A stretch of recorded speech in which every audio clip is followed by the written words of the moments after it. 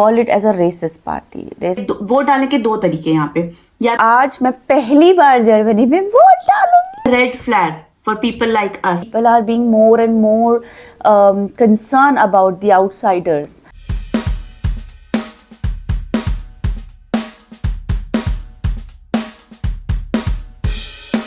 नमस्ते मेरे देश के वासियों, कैसे हो तुम सब लोग? अच्छे ही होगे. आज क्या स्पेशल है जो मैं वीडियो बना रही हूँ. आज पहले तो तुम लोगों ने मेरा माइक देखा होगा. देख रहे हो, अमीर होती जा रही हूँ मैं.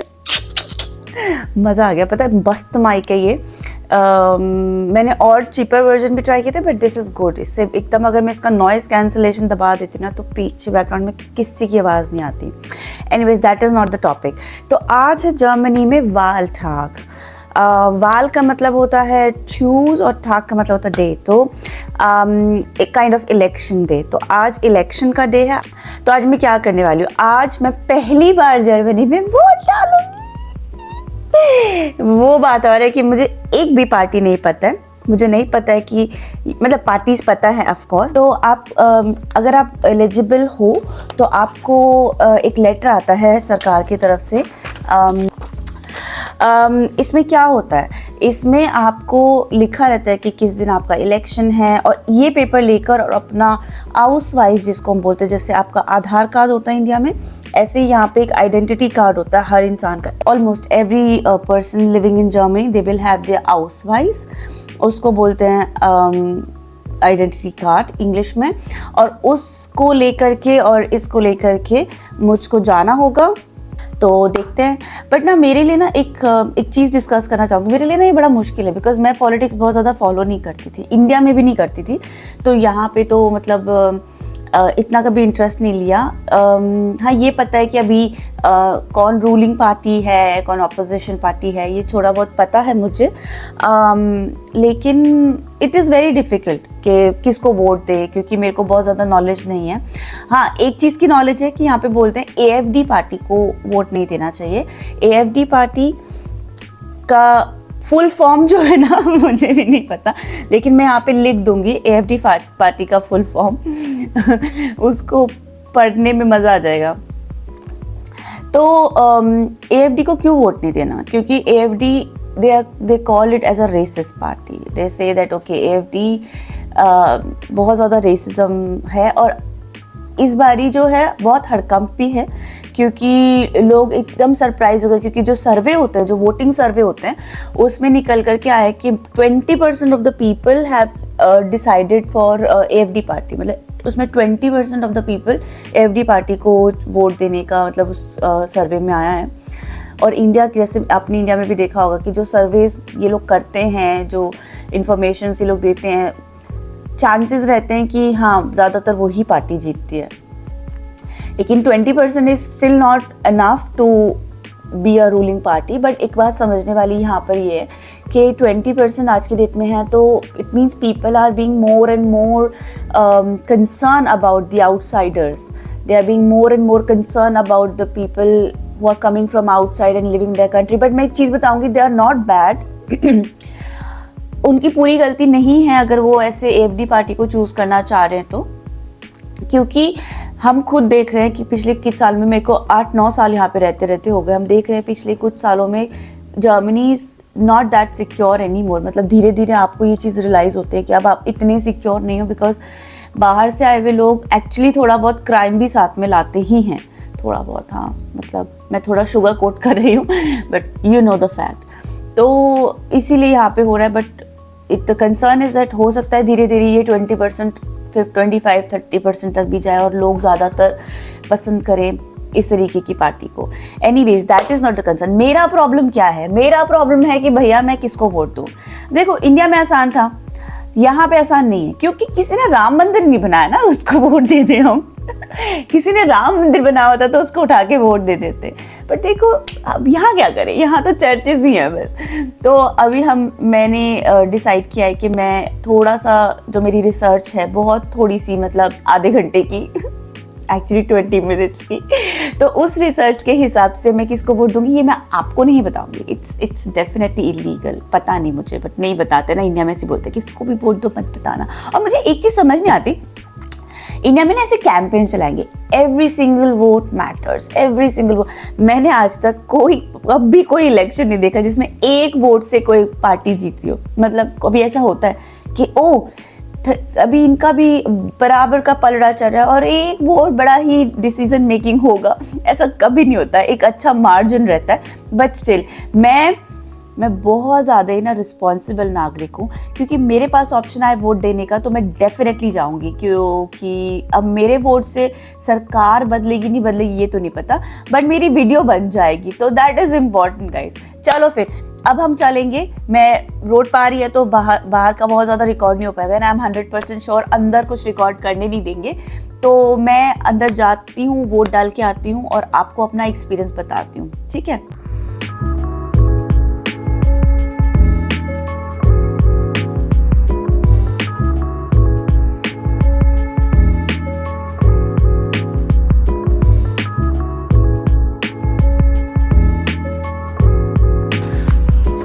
से निकलते ही ये सामने ही है जहाँ पे मुझको वोट डालने के लिए जाना है। तो मेरा एक्सपीरियंस कैसा था? देखो, मैं वोटिंग के तुरंत बाद वीडियो नहीं बना रही हूँ, मैं वोटिंग के 2-3 दिन बाद ये आगे की वीडियो बना रही हूँ, बिकॉज मैं चाहती थी कि एक बार ये वोटिंग का प्रोसेस भी ख़त्म हो जाए और मैं अपना एक्सपीरियंस भी शेयर करूँ, प्लस मैं बताऊँ कि कौन जीता और क्या प्रोसेस है एंड एवरीथिंग, ना पूरा डिटेल वीडियो। तो क्या हुआ, मैं जैसा मैंने बताया था कि आपको एक लेटर आता है, हमको एक लेटर आता है। इसके वोट डालने के 2 तरीके हैं यहाँ पे, या तो आप खुद जाओ और आप खुद वोट करके आओ पर्सनली। यहाँ पे एक और तरीका है कि आप पोस्ट से भी भेज सकते हो। तो आपको अगर आप पोस्ट से अपना भेजना है वोट तो आपको एक रिक्वेस्ट डालनी पड़ती है, उसके बाद आपको अलाउ होता है कि आप पोस्ट से करो। और अगर आपको बाय पोस्ट भेजना है, मतलब लेटर के तरीके से भेजना है, तो आप वो भी कर सकते हो। आप अपना उसमें मतलब आपको जिसको भी चूज करना है वो उसमें भर के आप उसको पोस्ट कर सकते हो। तो उसका एक अलग प्रोसेस है, वो मैंने नहीं किया, मेरे घर के ठीक सामने था तो मैं चली गई। अब मेरा एक्सपीरियंस कैसा रहा? देखो, एक्सपीरियंस नॉर्मल था, बिकॉज मैं वहाँ गई और मुझे ज़्यादा अपने जैसे लोग तो नहीं देखने को मिले। मतलब वहाँ पे ज़्यादातर जर्मन थे, मेजॉरिटी जर्मन थी।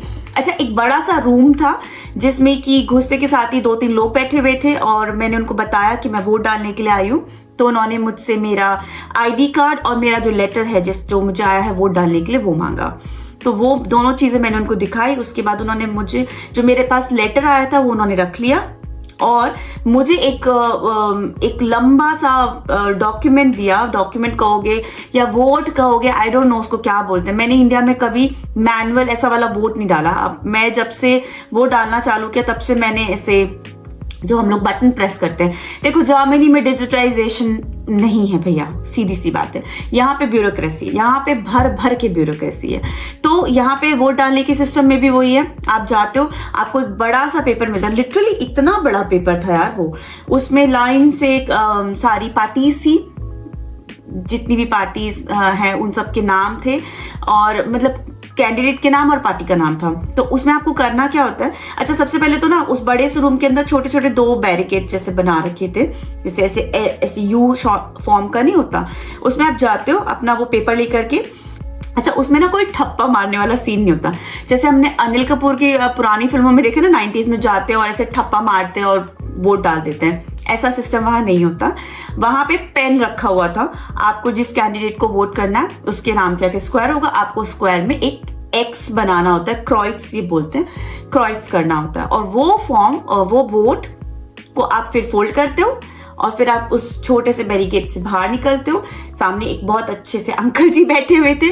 वो अंकल जी के पास एक बड़ा सा बॉक्स था जो आधा बंद था और आधा खुला था। वो आधा खुला भी उन्होंने ना पेपर से ढका हुआ था। और उसके बाद जब मेरे को वोट डालना था तो उन्होंने थोड़ा सा खोला, साइड से मैंने वोट डाला एंड दैट्स इट, मैं वहाँ से निकल गई। मेरे लिए थोड़ा अनयूजुअल था क्योंकि मेरी बड़ी अलग सी होप्स थी, क्योंकि हम लोग सोचते हैं ना कि भैया जर्मनी जैसी कंट्री में रहते हैं तो हम लोग पता नहीं क्यों हमारी, जब तक आप इंडिया में होते हो ना, मतलब जब तक आपने विदेश घूमा नहीं होता, देखा नहीं होता, आपको ऐसा लगता है कि विदेश बहुत अच्छा है। बहुत अच्छा है, ठीक है, कोई खराबी नहीं है, बट हमारे देश में भी बहुत सारी अच्छाइयाँ हैं। मतलब डिजिटलाइजेशन के नाम पे मुझे ऐसा लगता है जब आप इंडिया जाते हो आपको लगता है कि आप ना इलेक्ट्रॉनिक कंट्री में आ गए हो, उसके बाद आप जर्मनी वापस आते हो, आप दोबारा से वो bureaucracy, paper work and all that. तो वो एक मुझे बहुत बड़ा डिफरेंस लगता है जर्मनी और इंडिया का।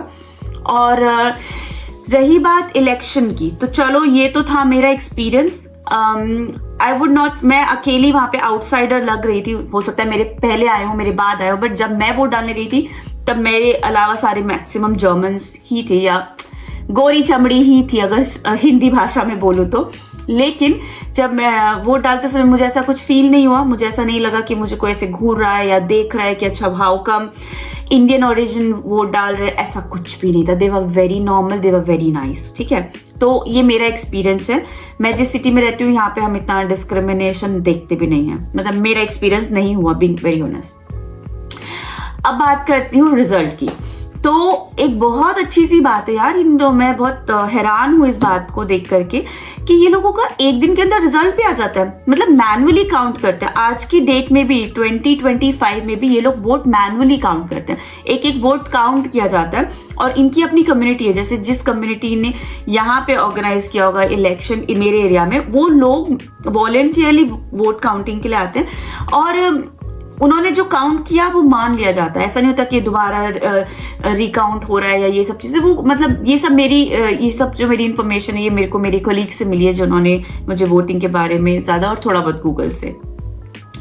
तो वो मैनुअली काउंट करते हैं और वो हो भी जाता है काउंट, तो with in a day they give you the result. और यहाँ पे जो पार्टी जीती है वो है CDU पार्टी, CDU।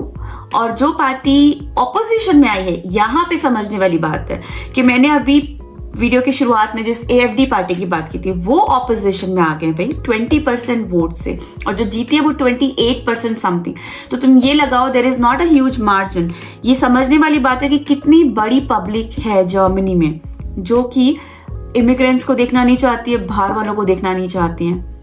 मतलब it's a red flag for people like us. तो समझने वाली बात यह कि अगर इस तरीके से ही वोट बढ़ते रहेंगे AFD जैसी पार्टीज के लिए, तो पता नहीं हम जैसे लोगों के लिए जर्मनी में रहना कितना आसान होने वाला है। बिकॉज ऐसा नहीं है, देखो हम टैक्स पे करते हैं, हम सिटीजन हैं, हम एक अच्छे नागरिक की तरह रहते हैं, बट हमारे माथे पे तो नहीं लिखा है कि हम टैक्स पेयर हैं, हमारे बच्चों के माथे पे तो नहीं लिखवाया हुआ हमने कि हम लोग टैक्स पेयर हैं। तो हम ये चीज़ नहीं जस्टिफाई कर सकते। और जब हम बाहर जाते हैं अगर इस तरीके की हेट लोगों के अंदर आता है तो आने वाले कुछ सालों में it might be difficult for us to live in this country. But अभी के लिए यही मेरा एक्सपीरियंस था। अगर आपको कोई सवाल है इससे रिलेटेड कि मैंने जर्मनी में और मेरा क्या एक्सपीरियंस है या वोटिंग को लेकर के यहाँ पे क्या एक्सपीरियंस है, तो आप कमेंट सेक्शन में ज़रूर लिखना, मैं आपके हर सवाल का जवाब दूंगी। तब तक के लिए बाय, नमस्ते, सायोनारा।